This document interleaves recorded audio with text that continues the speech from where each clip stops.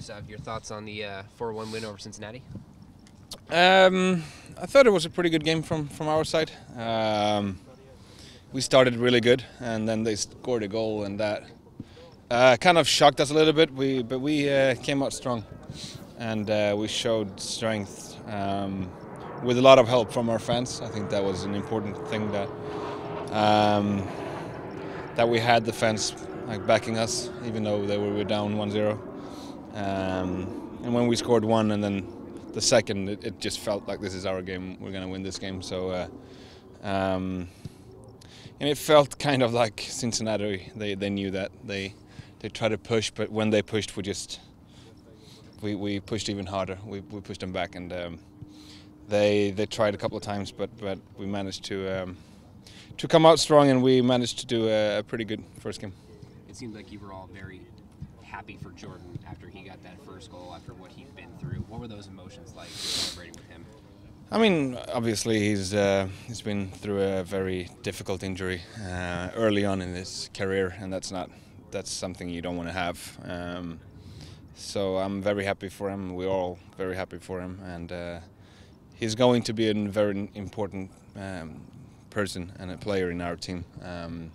So it's always good to have players like that start on a good turn.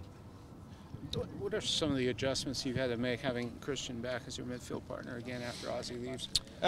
We will be a little bit more fluent, and I think even more so when the season progresses.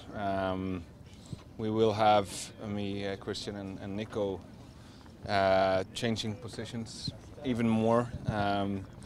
Me and Ozzy were a little bit more old school, sitting defensive mids, but now with Cristian and Nico next to me, it's going to be two very fluent players who likes to run a lot, who likes to be in different positions. So it's going to be much more fluent, and I think we started really good last game, and like I said, maybe we didn't really get tested enough to see if we're good enough yet, but it felt good. It felt like we know each other.